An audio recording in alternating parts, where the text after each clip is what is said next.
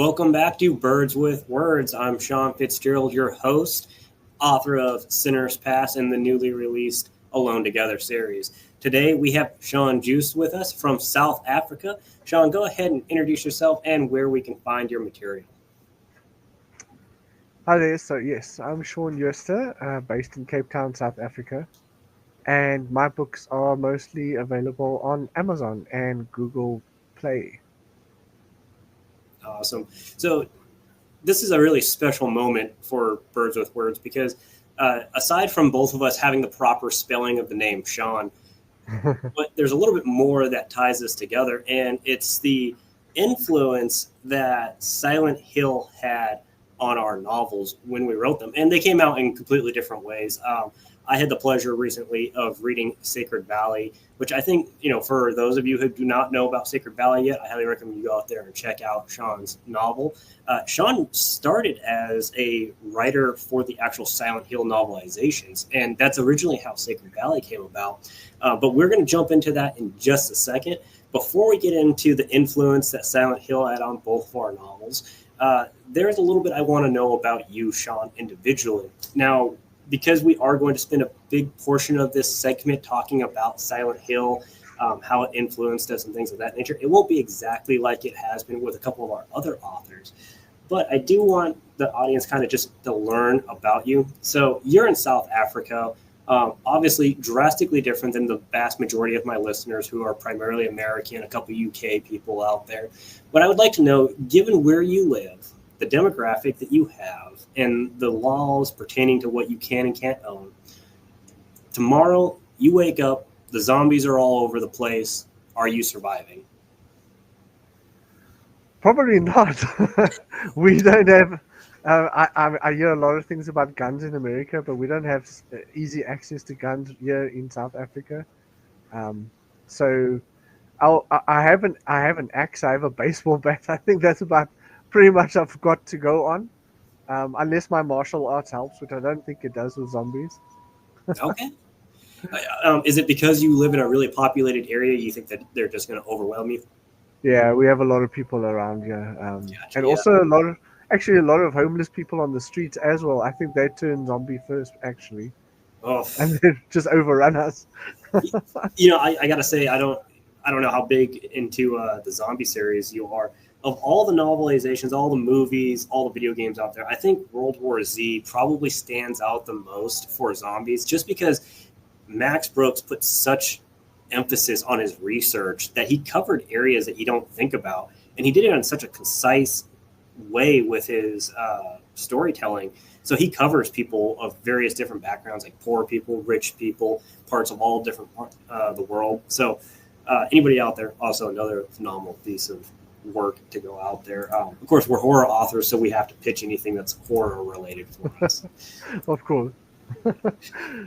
So obviously, we would at this point start talking about techniques in writing. But since you and I have this unique trend of pulling from horror, and in particular survival horror, Silent Hill kind of shaped that mold in a different way. And I have to tell this because a lot of my listeners probably don't know Silent Hill, at least from the video game standpoint. Maybe from the Yeah. movie standpoint. I doubt from the book standpoint.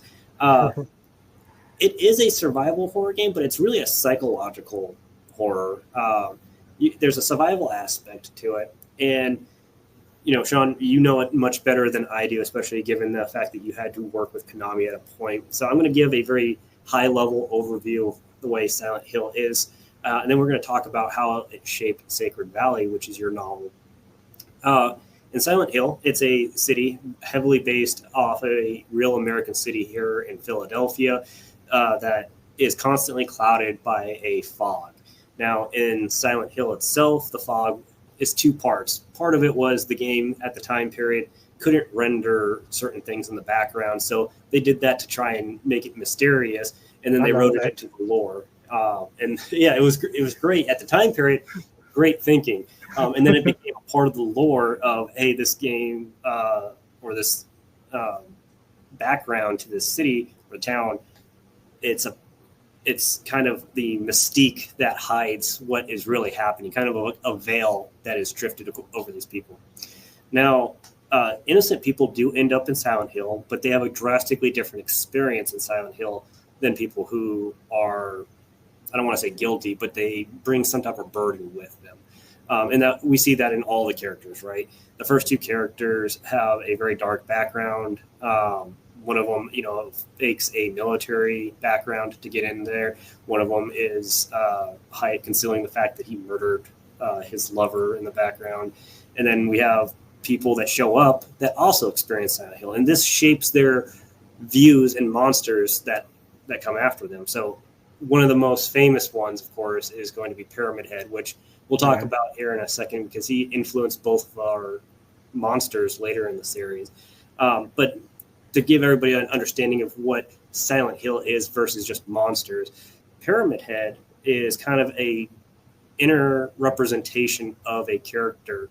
When he sees it, that is his desire to be punished. And that's generally the universal acceptance of what Pyramid Head was. And it's even more in depth because he's a rapist of other monsters in the universe, which is unusual from what we've seen of the other creatures and characters up to that point. And then I'll also add, because I want to talk about the way you wrote Sacred Valley, another unique thing, especially for the time period the original Silent Hills came out, was you didn't have just one ending depending on the decisions that you made. You could get a good ending, a bad ending. There's usually some type of hidden, like Easter egg fun joke ending in there as well, and then kind of a neutral ending that was in between all of them. So I'm going to stop right there because I'm taking up your time here on Birds with Words. Which Silent Hill really influenced Sacred Valley the most? So for the first one, Sacred Valley Betrayal, it was number one, and number two, a bit of both. Especially, I think Silent Hill 1 influenced, because of the location mostly, the most of the first book. And then when we moved towards the hotel later, which was based on Lakeview Hotel, that was more Silent Hill 2-ish, when he lands up in Lakeview Hotel. And then I threw in the resort at the end, which is a bit of 1 and 3 together. But I would say most of all, even though he's not hunting for a child, he's there not really sure what's happening, with clues of his wife. So a lot of people said the storyline was more Silent Hill 2. So I think it's just a bit of both, actually, that inspired me. I wanted people, when they read it, to get a taste that this is really like Silent Hill, basically. And I want to keep this away from spoiling anything, especially since I just finished Sacred Valley. First, I'm going to say I really appreciate that you included little maps in there. I think a lot of readers appreciate little tiny details like that. But what I recall from the first Silent Hill game is, they established that there's an entity that they're trying to bring back while the story is unraveling with the main protagonist. And one of the things that is established in the Silent Hill universe is that people who have already died in reality can come back. And that's because, well, not come back as in they're resurrected, but come back because they're being manifested by a character that's experiencing it. Did that influence any of your experience while writing Sacred Valley? Yes, definitely. Especially the second one that I'm busy with now. Actually, the chapter that I wrote today, and I'll try not to give too much away, but the main character meets someone that has died in real life, and she literally asked that person, "What are you doing here? I don't understand. You're not linked to my guilt or to this town or anything. How are you here?" So, and which I won't spoil anything further, because the whole explanation behind that explains the whole lore of Silent Hill and Sacred Valley. But um, definitely in the second one, it's more obvious that Yeah. someone that has died before basically has been brought back because of that person. Yeah, and see, when I wrote Sinner's Pass, I wanted to avoid any of those moments where something didn't truly exist. There are no entities. And I'd say that's probably the big deviation I have with Sinner's Pass and Silent Hill, is that everything that's experienced in Silent Hill actually is there in some form. Now, Yes. the monsters are tailored to their experiences, and basically like their sin is how you Yes. can interpret it. But similar to, I guess, in a similar and different in the same way. Now, in Silent Hill, an innocent person who is in that area doesn't see the hellish landscape. And we know this from, I think it was, I want to say it's Silent Hill 2. You encounter one of the characters in a stairwell, and she has no idea what you're talking about when your Right. character engages on the conversation. That is not the case in Sinner's Pass. If you are around somebody who is experiencing the shift, you see the shift as well. But the shift doesn't happen to you if you're innocent and by yourself. And we see that with one particular character, a female. She doesn't see anything until she joins with our main protagonist. But the different side of it is there are also creatures that aren't, don't want to call them creatures. They're people that are tainted by their experiences in the town, and they're constantly hostile. So that is something that I wanted to make a little bit, a deviation. Now, that being said, I know it. Yeah, that makes sense. I'm like in Silent Hill 4 as well. I don't know if you played Silent Hill 4, but there's moments where you climb through a hole in the wall and you go to a different area completely. When you come back, the lady that was with you, she says, "Where did you go? You just vanished." Like she never experienced what he went through after he climbed through the wall. He just vanished in front of our eyes, type of thing. and again, because we both were so heavily influenced by Silent Hill, let me ask then. We should probably back up and tell everybody that Sacred Valley started as a Silent Hill novel because Sean here got to work with Konami in that capacity. But when you decided to break off and make it your own series, what did you want to change away from the Silent Hill? Because I shared my what is a little different between Sinner's Pass and Silent Hill. What did you change away from the lore or the background story? That was a very difficult one because, well, the easy part was changing the location names. I mean, that's. But if you know Silent Hill very well and you read the book as you've done, you'll recognize a lot of Silent Hill still anyway. Like Hollowbrook Elementary is Midwich Elementary, like clearly. um, but I had to change the whole lore background because I couldn't use a lesser. I couldn't use any of those the town burning those things. So even though there was hints to it in the one part of the story, and it will be more evident in the second book actually, I had to change the whole history of Sacred Valley. Basically, it's similar, but it's different to how the town fell apart. That part has changed completely. Yeah, and would you like to say how your town fell apart? Do you think that gives away too much? Yeah, that's the biggest part of book two. So and actually going forward, because I only in the second book I'm only giving you a hint of it, but there's more coming. So Okay. yeah, that will give away a lot. But it's very. I will say it's similar to Silent Hill and the whole Centralia in real life, where with the coal mines that burnt down and all that. So there's this constant fog or ash because of that. So that has remained. Okay. It's just the how that has happened that's changed. Yeah, and with Sinner's Pass, it's not necessarily the town that's condemned; it's that particular plot of land in mind. And within Sinner's Pass, I never give a great justification to it because I didn't feel like it wasn't important to the plot, so I don't mind sharing this. That particular area is just a weak link between our world and what I just call the realm shifting, Right. which becomes like a hellish purgatory, and that's why you get these creatures. And I'm a big fan of doing short stories leading up to my novelization, so I have 3 short stories out there, and we see that in the short story Hunted, and again with Hero's Downfall, where a serial killer / cannibal Native American is running from his own people because he's a serial killer, and he goes to this area and he knows that they've condemned people like him there before, so he thinks that they're not going to follow him there because it's not a logical place to go to. Right. and he starts to see unusual things, and he feels like he's being stalked. Now, I don't want to go into who he ends up meeting, because he meets a ancestral character to somebody very, very important to the novel, but he runs into that person instead, and then tries to escape the town, and then ultimately he meets his demise in a different way. Uh, so I didn't want to go down the Silent Hill path. So there's no burning in Sinner's Pass. It's not smoke that obscures everything.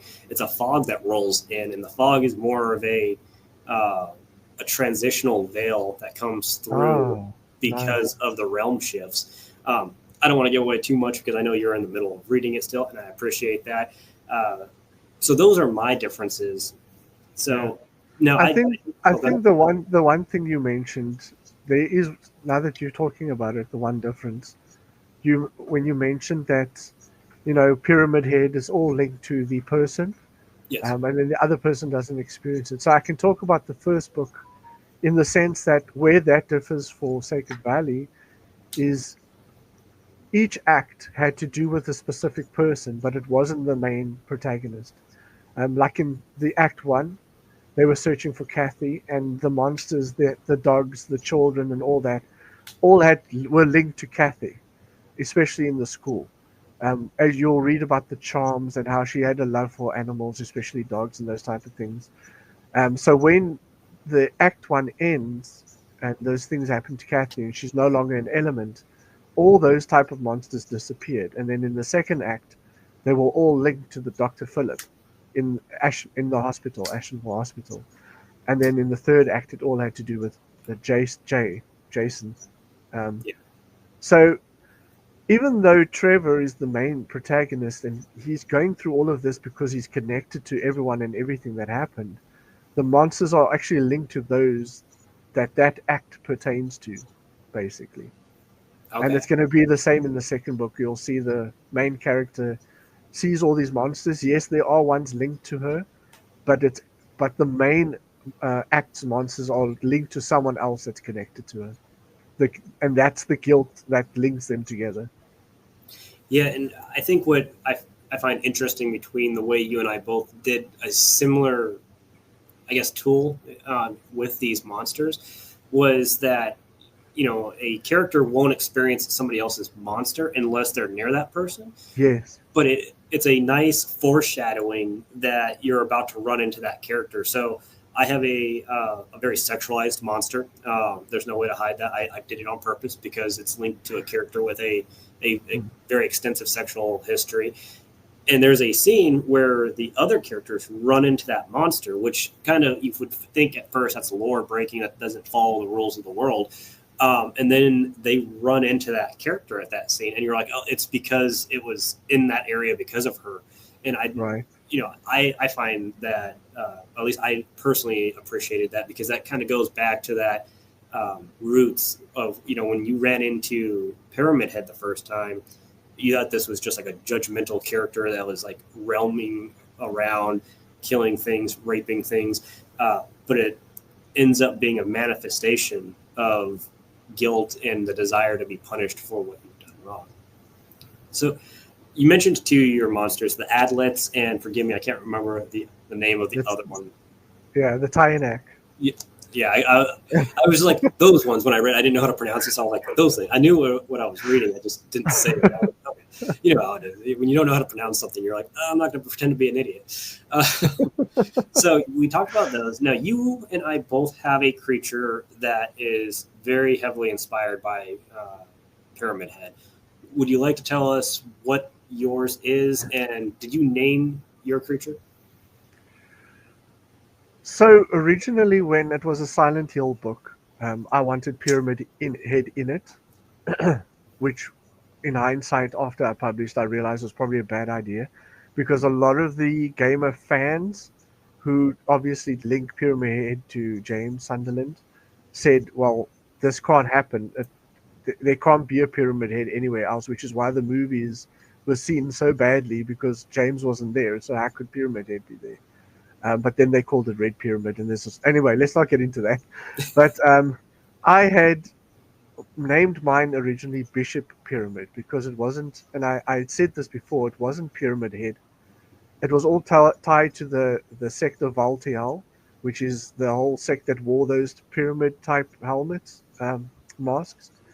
And so Bishop, who was Caroline's brother, was part of that sect, that cult, and he always wore those robes. And so when he died and got killed and became Bishop Pyramid, that's why he had that structure on his head.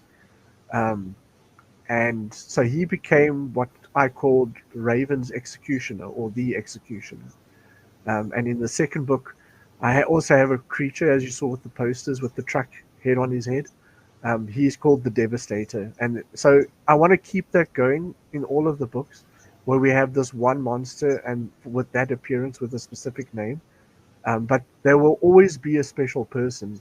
I can't tell you who Devastator is right now, but in the first one, a Bishop was obviously tied to Caroline and their deaths, and the reason that Trevor was pulled into Sacred Valley.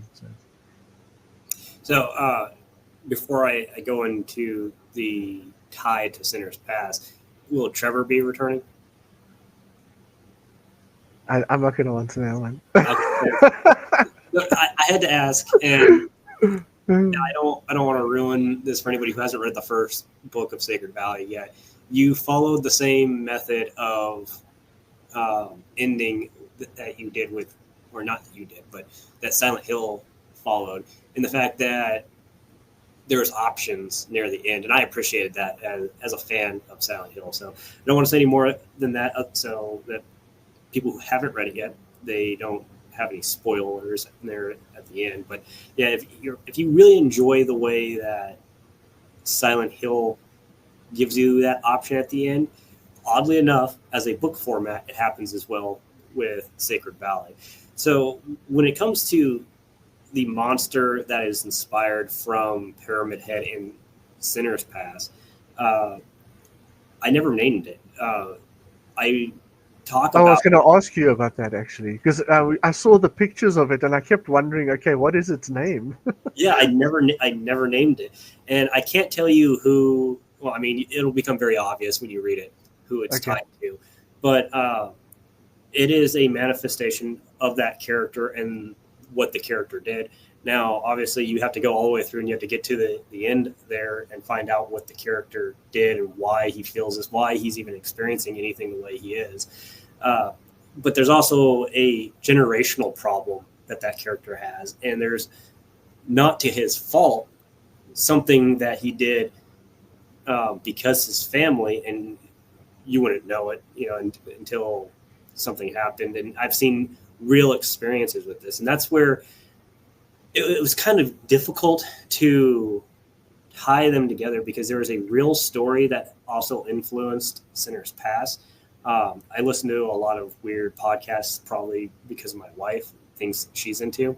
So I linked that real story, made it fictionalized, expanded the background to these characters, and then tied it to the main protagonist and his background, what happened to him, and then his wife, who is dead at the start of the novel. Not a mystery that's told in like the first chapter or two. So Yes. out there. So this particular monster, when it appears, no background to it. So unlike both Silent Hill and Sacred Valley, you never come across a reading that talks about the monsters, which is just because the way I wanted to tell the story. Now, Correct. Yeah. That are fans of Silent Hill, they'll know you come across journal entries, you come across diaries, things like that. It's very much like Resident Evil. And I saw a little bit of that in Sacred Valley as well, which is where you get like the name adlets, right? You get told what those monsters are called. Sinner's Pass, completely different lore in that. So personally, that's another way I wanted to deviate, that I wasn't writing a Silent Hill novel. So when this creature shows up, there's hints of who he's connected to. He has on the same type of scrub bottoms that nurses wear in hospitals. He's very muscular, and he's carrying a sledgehammer. But then the big thing that really makes him stand out is he has a safe around his head. And that is important to what he's hiding It becomes critical to the character later on, and it reveals why that creature exists. So I never get on the nose and tell you why it exists, but I feel like any adult that reads through that, once it's revealed, they're gonna be like, I know why this is happening now. Yeah, So, I think that was the part that I really enjoyed about the first book. And if you paid attention to what I was saying, the reason I used mythology in the first book was because Kathy and Trevor were very much into that specific mythology. And Trevor never really clicked that, actually. Like he sees the Tyanak, which he knows. He sees the Adlet. He sees all these other creatures, Kadejos and things. And he doesn't think to himself, but why do I know these? Why is it everything I know? It's not something I don't know. And it's all things me and Kathy have studied together. And then even later, when you get to Jay's act, and you learn that Jay loved Greek mythology, Trevor also doesn't click that a lot of the monsters and also Suicide Manor, which has all those Greek myths coming in, he never once clicked that this is connected to Jason with the Greek mythology at all, which was something I hope the readers would pick up. But yeah, so he doesn't like that would have helped him realize why it's connected to the different characters, like Philip, who was connected to the nurses, and things that he had done to those nurses in the hospitals and those type of things. And so that's why in the second book there's absolutely no mythology. I'm creating the creatures like from scratch because the main character just doesn't know anything about mythology. So it's again a thing of, like you said, their manifestation, what they know coming into the city. yeah, I think everybody in reality, when they do something wrong, there's a part, if you, as long as you have a conscience at least, understands that there's like this internal pain that you build up, and that's what draws people to Silent Hill. Is it gives you this like game version of playing through somebody's manifestation of their inner turmoil. But Correct. let me back up and mention, and we talked about in my story, Sinner's Pass, the innocent, if you're just by yourself in that area, you won't experience anything, but you will if other people are around. Did you go your own route, or did you do it very similar to Silent Hill, where they don't experience it at all if they're completely in your area in Sacred Valley? I would. Well, it's probably not. I don't show it as much in the book, I think, because as you know, in the first part, Jay and Trevor split up, so you don't get to see what Trevor experienced when he left. And I suppose I could write an article about that because no one knows, but or short stories like you do on your site, what happened when Jay left Trevor, basically. And because that whole act was tied to Kathy, and then Trevor was on his way to, and it all happened around Trevor, those manifestations never happened to Jay, and that's why he made it to the police station, basically unharmed with no problems. And then as soon as you, in Act, I think it was 3, after the hospital, when he makes it back to Jay, like once again, the characters don't even realize it, but Jay should have thought to himself, nothing happened when I left Trevor. Now that I'm back with Trevor, monsters are appearing again. What's happening here? Like that doesn't even click in their minds. But now, if as the reader, now that I'm telling you that, you can actually think, but that's true. Like, why did that happen? And it's like you said, it's even though it's not Trevor's, it's linked to the other character with him. Those things are only appearing because of Trevor, basically. And because Sacred Valley started as a Silent Hill game, or excuse me, Silent Hill book, and it was heavily inspired by that because you had to transition and it became Sacred Valley. Let me ask, because I noticed this as I was reading, that there are, I'm going to call them gameisms, and it's not as an insult, but when I say this, it's just the way to explain elements inside there. Yeah. There are elements in there that are gameisms, such as they find medical supplies. And when I read that, I was like, oh, that's 100% the way a video game treats healing. When you write book 2, are you going to maintain that kind of like gameism to make it like a brand of Sacred Valley in the series that comes out of it? Or are you going to slowly bleed that away since it's no longer tied to the Silent Hill series? That's a good question. I had thought of it, and I would like to actually keep it. There'll probably be less, but there will definitely be gamisms. Because, like you said, when I wrote Silent Hill, I and Sacred Valley actually, I'm constantly keeping in mind what would I like this to be like if it was a game, if someone had to turn this into a game.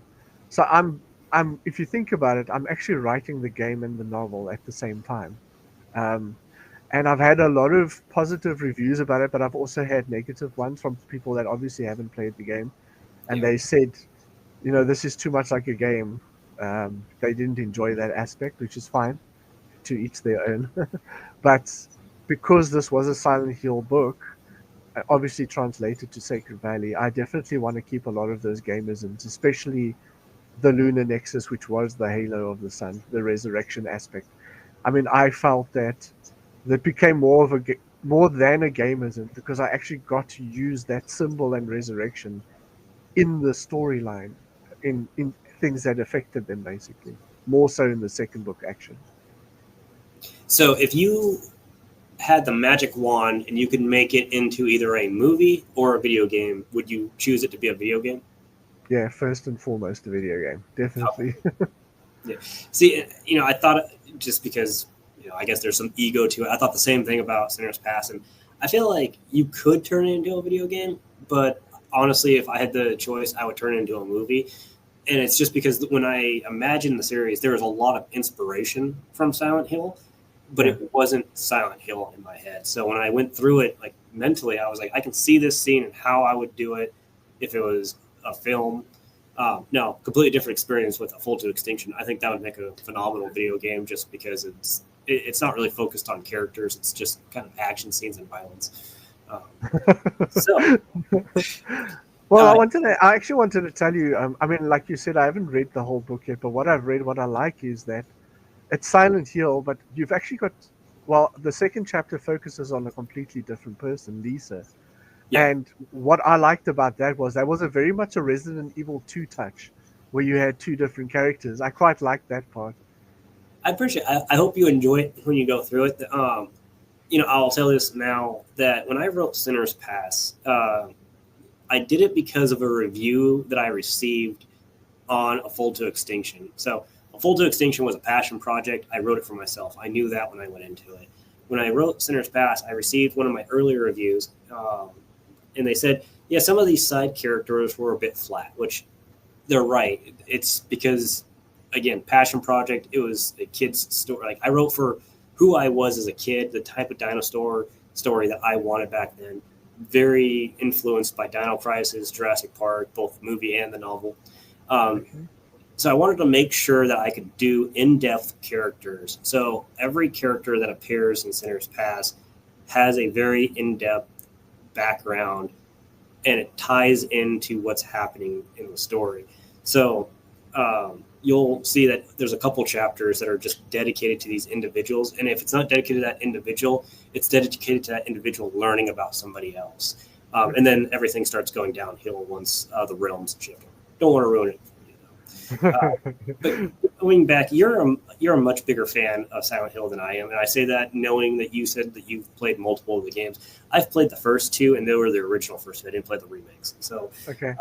my experience with Silent Hill is minimal. Not that I don't like it. It's just it wasn't a series I could invest a lot of time into, and then I enjoyed the movies. Now you mentioned that you played all the games, and I know Yeah. enough about I think it was three that child abuse is a heavy influence in Silent Hill 3. So every Silent Hill goes through a different type of, I don't want to call them sins because that's not right, but experience with trauma and how people cover Correct. Yeah. up their lives. Uh, how does that influence the way that you approach writing Sacred Valley? Whew, good question. Well, you've read the first book, so you know, especially in Act 3, Jason's got, I think, the biggest trauma of his past came up there. Um, and I think with mine, when you talk about character descriptions and their past, I tended to leave mine more towards when their act came in and when it was appropriate. Um, and so Um, I know the first act dealt with bullying and harassment with Kathy that had bullied Caroline. That was the one aspect. The second one was just a whole serial killer plot, Act Two. So there was no real. I mean, he was killing nurses and doing things to them. So I suppose sexual abuse was in that one. And then the third one was also heavy on sexual abuse, but more revolving around the suicide manner and those type of things. So I think there's a lot of trauma, mostly because of how Silent Hill is. Um, I just feel like it wouldn't be linked to Silent Hill if there wasn't some kind of trauma involved, if that makes any sense. And you know, to some degree, when you go through life, we all experience a level of trauma. Now, some people, unfortunately, experience a lot more. I'm fortunate that I never had to experience a ton, especially as a kid. But what I did want to do when I wrote Sinner's Pass is I wanted to give a realistic view of trauma that we probably see all the time, and we don't realize it because if you are in an innocent lifestyle and you grow up as an adult without that experience, you don't see it. And knowing that you finished chapter 2, I'm comfortable saying this. Lisa mentions in passing that some of her kids regressed. At first, she thinks it's because the teacher left, and she's trying Yes. to go through it. And then she's like, but the kids are old enough that they shouldn't be wetting themselves, and they have several. Correct. And you find out later there is a particular character that's preying on children in the stories. Especially if you've read the short stories, there's a couple characters that do this. And that is absolutely a sign that that child is experiencing extreme trauma in their life. So it's things like that that I wanted to include because I feel like it's necessary Yes. to bring light to that. And, you know, protecting kids is so incredibly important to me. And it's, I think, the best way to do Especially as a father, actually. Yeah, absolutely. Yeah. Father, it's even worse. Now, I wrote Sinner's Pass before I was going to be a father. So we found out in the middle of writing Sinner's Pass that my wife was pregnant. So that scene had already been in there. But yeah, that's my method of helping people is bringing light to that. Now, I'll, you know, not to toot my own horn on future projects. Alone Together is really an experiment in diving into people's trauma and how they respond to it. So I think Sinner's Pass greatly helped me with that, which is why I had that meme out there of Full to Extinction shaking hands with Sinner's Pass, creating Alone Together, because that's really what happened. One of them did that, one of them did the other side of it. So when Can I ask you a personal question quickly around that? You don't have to answer, obviously, but you mentioned you wrote Sinner's Pass before you became a father, and now obviously then you became a father. Do you think you could have written those parts about the children and the trauma and all that had you done it after you became a father?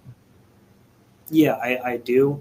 I will say that I've had a lot of conversations with my wife over how I write certain scenes, and I never get graphic about sexual assault scenes. One, because I don't feel comfortable writing them, and the other part of it is I don't want to ever misrepresent those scenes. Now, obviously, a Full to Extinction exception, there's nothing like that in that story. Sinner's Pass, it's referenced in the background, like I mentioned with the kids, you know, the wedding pants. You never get a scene of somebody actually being sexually assaulted. And I don't think I'll ever write something like that. But now there is a moment where if you're actually paying attention to details of characters, that you realize there's a minor character that appears in Sinner's Pass, and there's a short story that's dedicated to her, that she has a child, but she's a child herself. And it's if you don't pay attention, you can completely miss it because her age is only referenced vaguely, and then it's done and over with. But the whole intention there is obviously this was not intentional, and she shouldn't have had this kid thing, you know. And you can just start putting that together. Where I'm going with that is I wrote Alone Together, and there is a scene later in the series where there is a character that's like that. And my wife said, you know, you can get more graphic with this. It's okay. And I said, yeah, but there's also a part where if you write too graphically about certain things, I feel like, and I've seen this from readers who in other novels, that they start to assume that the writer has an obsession with it. Yes, And yeah. I don't want them to ever think that. And that was a big problem that I had with Sinner's Pass was I used a lot of what I learned about my father to inspire me about Sinner's Pass. I don't hide that. Now, that being said, my father was a great man. He had his own problems. So there's nothing in Sinner's Pass where you can like, wow, Shaun had a screwed up childhood. Not at all. Just the fact that there was a lot of secrets that I didn't find out until after he passed away. Well, I mean, I write a lot about serial killers, and I'm not a serial killer, but I mean, I read about them a lot when I was a kid, and I have a fascination with these documentaries. So I guess that's where that comes from. But I mean, Yeah, that doesn't so mean I'm going to go around killing people. yeah, I fully agree to that. But I get where you're coming from, though. I really do. Yeah, It's always especially when it comes. scary. How far do you push the boundary when you're? Because you want to horrify, you want to terrify, you want to gross them out sometimes, where they go, "Shit, I want to put this book down. It's too much right now." But you also don't want to go too far, where they just go, "There's something wrong with this writer." Yeah, and I think that you can drag out because let's just put this out there.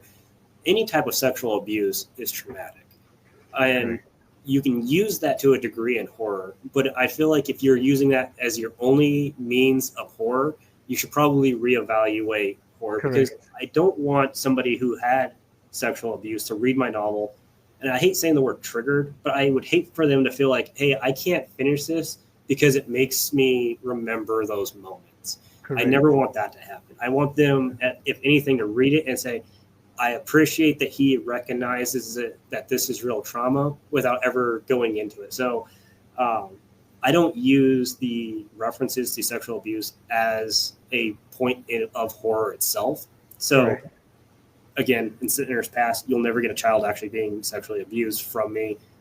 You'll only get the background moments of the signs that it happened. Same thing with Alone Together. When that element comes out, the sexual abuse element comes out, it's from another character observing background characters that have been sexually abused. And Yeah. that's how I'm paying that sign. So you'll never get a scene where I'm have a rapist attacking somebody. Okay. Because I don't feel that's appropriate, and I Yeah. don't want somebody to again read it and be like, I can't do it. Now, which is the Well, ironic yeah. part of it is soldiers probably could read parts of Alone Together and say, I can't finish this because it's reminding me too much of elements that I experienced. But I think I guess I'll cover those topics if anybody ever messages me about it. No, I fully agree with everything you've just said. I don't like it when people insert horror shock scenes just for the sake of horror shock. It needs to be part of the story and appropriate for that scene. I fully agree with you. But I must say that from what I've read so far, what I love about the chapters I've read so far is that let me give an example. When I'm watching a series or a movie or something, my wife will always tell me to keep quiet. But I'll notice that the camera is pointing in a specific direction or showing us something specifically, that foreshadowing. And then I'll comment about it, like, why are they showing us this? This is important. And I feel that coming across in your books, especially early on with Lisa, especially as well, like you said, where you mentioned specific things, and it's making me think, hold on, why is he writing this? This is important. I have a feeling there's a reason you're telling us this, and you bring that across very well as well. Well, I appreciate that. Which because I want the audience to get to know you a little bit. I've had this discussion with a couple other authors, and if you don't know this term, I'll explain it to you. Do you think that the curtains are always blue? If you don't know what I'm talking about, let me know, and I can explain it to you. I have no idea. Okay. So it goes into another type of literary like study, but there's a term out there like the curtains are always blue or the curtains aren't always blue. And it basically comes down to if you put a detail in a book, you're doing it for a specific reason. And to a degree, like we just discussed, Right. that is true. But sometimes it's not always true. So blue, especially in Western culture, is associated with sadness, feeling of morose. So they say that if you write down that the curtains are blue, it represents the character is sad or morose in that moment. Now, do you think that's always true, that every single scene and element included means something? Me specifically, or in general? Yeah, absolutely. You, especially as a writer, you specifically. It depends on the moment. There are scenes where I'm very specific, especially when the character walks into rooms that's tied to something very specific. I'll go into detail, and I want you to know that they're seeing that very specific thing. And then there's other times where a room is just a room. And I might give some detail on colors and texture just because I'm a visual writer, so I'm always visualizing it in my head as a movie or a game. So when you read the scene, I want you to picture what I'm picturing. So sometimes it's just a case of giving you the visual of what I need you to see. Yeah, But if there is something very specific, then I'll make it clear. I 100% agree with you. And my example that I had given before was I wrote a scene where a character was looking out across the road, and I mentioned that there's a car. And when I sent this off to my editor, because she's a developmental editor, she came back and said, "You need to give me more details so I can visualize this more," which I was fine. So I named the type of car. And then she came back and said, "A little bit more details." So I said, "Okay, it's a blue Corolla," and went on with that. She's like, "Okay, good. I can imagine a blue Corolla sitting there in this situation." But if you go back to what I originally mentioned, because I made it blue, they're like, "Oh, so the character's sad." No, the color was the color I picked at that moment. And nothing to do with it. Yeah, there's no deeper meaning there other than I wanted that visual of that to go through, which goes into that another literary saying, which I associate the two very closely, which is the author is dead. Are you familiar with that saying? No, I'm not. So it has nothing to do with the author being dead. It's that once you write a novel or any piece, that it no longer truly is interpreted by you. It's interpreted by the reader. Right. But I personally have an issue with it because there are certain interpretations that I think are just objectively wrong. And some of it you have to take into consideration the experience of the writer.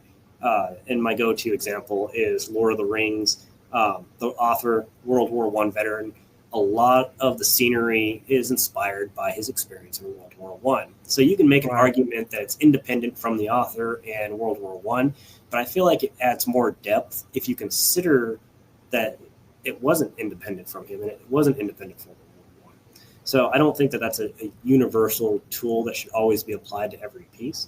How do you feel about it? I'm sorry if I just swayed you one way or another. No, that's fine. That's quite a cool discussion, actually. I would prefer well, how can I put this? I agree with the whole thing of it's actually the author's point of view, especially with things that are specific. I would hate to come onto a Reddit forum or some forum and someone's taken a few chapters and completely turned it into what it's not, like completely overanalyzed it and came up with their own ideas of why this happened and why had that happened. And I know why it really happened. And I would not be happy, and I'd be like, no, guys, you're all wrong. Like, this is the actual point behind that chapter, and you guys completely missed it. And they'd probably argue with me. No, they're right. Like they do with Pyramid Head all the time. No, they're right. Yeah. Screw the original design of Pyramid Head or what the developer had in mind. We're right.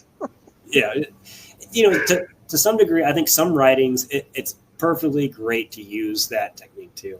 But there are just some, if you deviate too far and you start adding it onto it, I start thinking like, I feel like you're just pushing your own headcanon in, which is a term that is used for people who kind of change the actual canon to storylines, be it movies or books or even video games for that matter.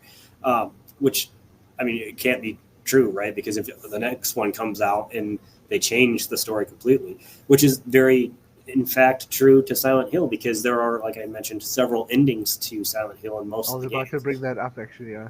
Yeah, and those endings, if you say that the one ending is the correct ending, and the next game comes out, you're like, oh, well, that obviously that doesn't fit because that ending alters the way this game would have came out. And it's true with novels, right? Not that I know of any specific novels that have multiple endings. Well, it's comes. That's why I was about to bring it up because, like you said, my book had a canon ending, the one it officially ended with. It had two what I call good endings, two bad endings, and a joke ending. And one of my readers actually came back to me and said, I actually liked the bad ending too. Like, if I could have picked an ending, that's the ending I'm going with. I don't care what you wrote. That's the ending I want. Like, he wanted Trevor in Darkworld walking through the dark landscape for eternity. I'm like, okay, buddy, that's fine. That's cool. So I like that everyone's getting to choose what ending they want. But you asked me if Trevor's still around, and so I will just say that despite what ending you pick, my canon ending will continue. There will be a point of it. When you read future books, you'll go, okay, well, then I should have followed. The other endings don't make sense then. Gotcha. Well, Shaun, we are right up against the hour. And usually for my audience, and you all know this, I would be sitting here telling you it's time to stay frosty. But Shaun and I have something very special that we want to share with you guys. Wait, Shaun, I think I'm losing you. I'm here. Oh, I'm here. Yeah, I think we're. Oh, man. What's going on? Imagine crime no longer needing hours of investigation. Imagine being able to have a confession from the accused in a matter of hours. This is the incubus method, a revolutionary method of interrogation which gives our courts, our victims, the truth in the matter of hours.